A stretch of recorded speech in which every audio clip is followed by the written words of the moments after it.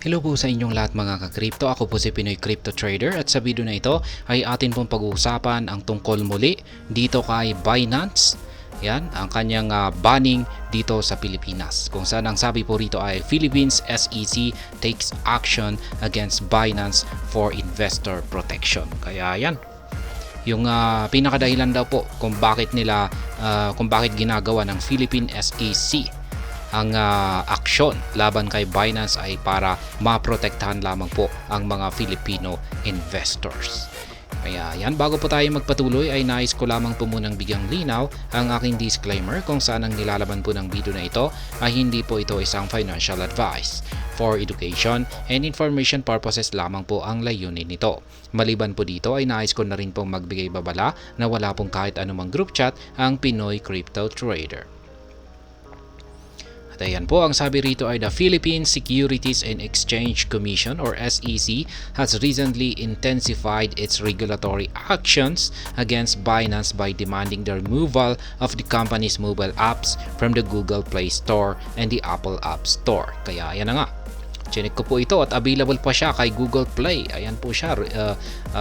This app is available for your device. Kaya pwede pa nating ma-install.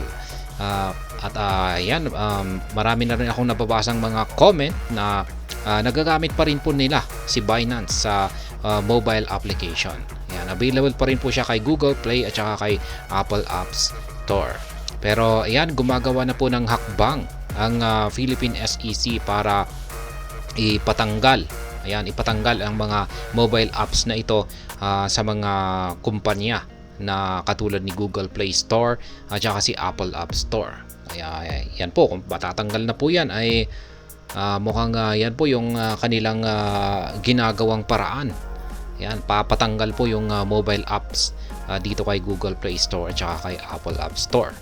This move comes as the SEC seeks to protect local investors from potential financial risk associated with unregulated cryptocurrency activities. Kaya yan, kapag sinabi po kasi natin unregulated, yan ang isang platform or crypto exchange, ay wala po siyang lisensya na makapag-operate sa isang jurisdiction. Katulad na lamang po rito sa Pilipinas. Wala pong lisensya, wala pong license to operate itong si Binance dito sa Pilipinas. Kaya tinuturing po siyang unregulated at kailangan pong habulin ng SEC.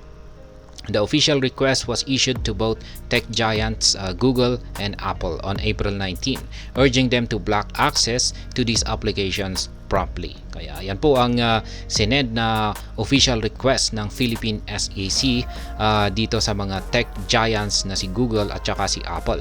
Sinend pa nila yung request na ito nitong nakalipas na April 19, kung saan ay hinihiling po nila na i-block ng Google at saka Apple ang mga applications na ito.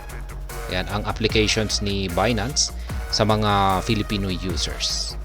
Kaya yan, mukhang hindi pa siguro ito napapansin ng Google at saka si Apple, pero sa tingin ko ay darating po yung biglang time na siguro ay biglang tatanggalin ang application ni Binance dito sa kanilang platform.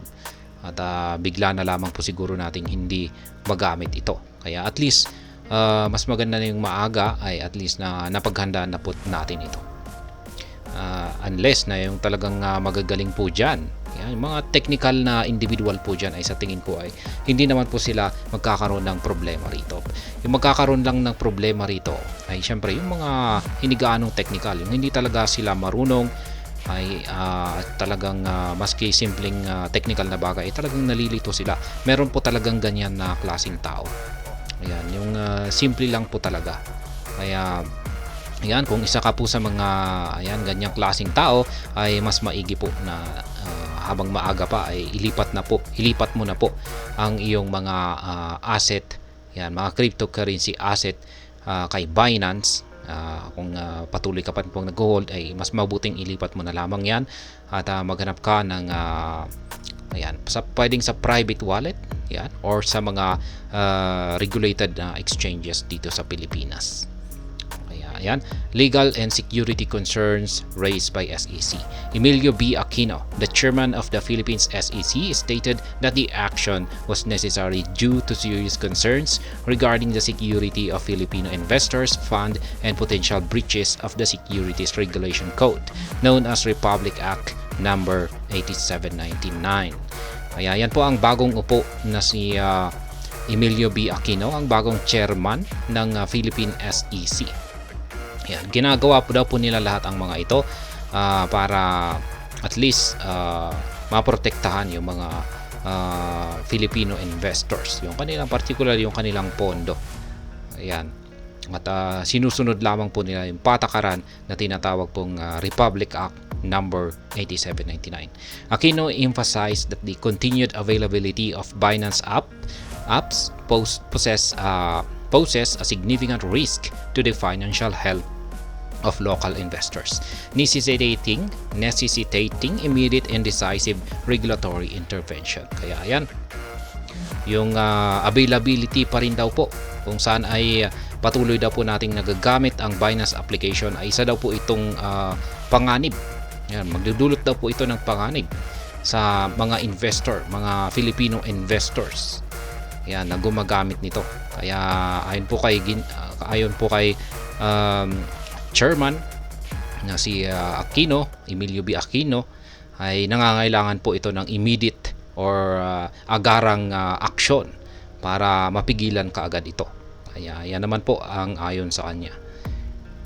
Kaya yan po yung latest update natin sa Binance ban dito. Talagang inaaksyonan na po nila matapos po nilang ma-block yung access sa website.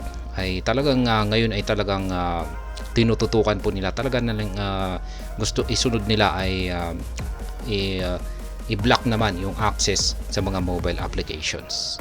Kaya ayan, mukhang hindi po natin alam kung kailan yan, basta siguro pag nakita yan ng Google o tsaka ang Apple apps, ayan, yung Apple, yung mga tech giants, napansin po siguro nila yan, ay hindi na po siguro sila maglalabas ng announcement, direktang tatanggalin na po siguro nila yan. Kaya at least mas maganda kung pag at least naka-prepare po tayo talaga. Kaya yan po ang ating latest update dito sa kaganapan dito sa Binance banning dito po sa Pilipinas.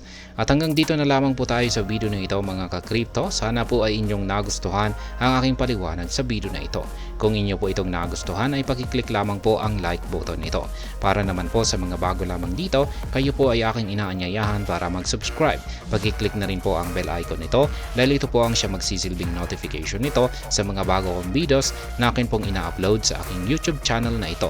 Marami pong salamat sa panunood. Ingat po tayo lagi at God bless po sa ating lahat.